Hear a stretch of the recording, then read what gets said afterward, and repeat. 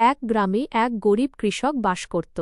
তার সম্বল বলতে ছিল ছোট্ট একটি কুঁড়েঘর আর একটি মাত্র রাজহাঁস। কৃষকটি সেই হাঁসটিকে খুব যত্ন করত। অলৌকিক ঘটনা, একদিন সকালে ঘুম থেকে উঠে কৃষক অবাক হয়ে দেখল তার হাঁসটি একটি ঝকঝকে সোনার ডিম পেড়েছে। সে নিজের চোখকে বিশ্বাস করতে পারছিল না। সে সেই ডিমটি নিয়ে বাজারে গিয়ে বিক্রি করল এবং অনেক টাকা পেল। পরদিন সকালে গিয়ে দেখল আবারও একটি সোনার ডিম। এভাবে প্রতিদিন সকালে হাঁসটি একটি করে সোনার ডিম দিতে লাগল।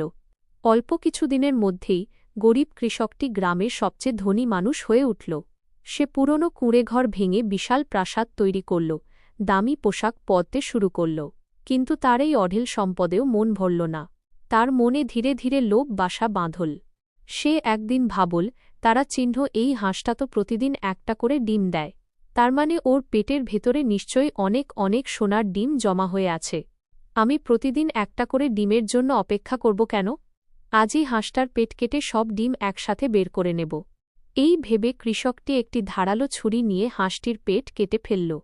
কিন্তু হায়, ভেতরে কোনো সোনার ডিম ছিল না। হাঁসটি সাধারণ সব হাঁসের মতোই ছিল। পেট কাটার ফলে হাঁসটি তখনই মারা গেল।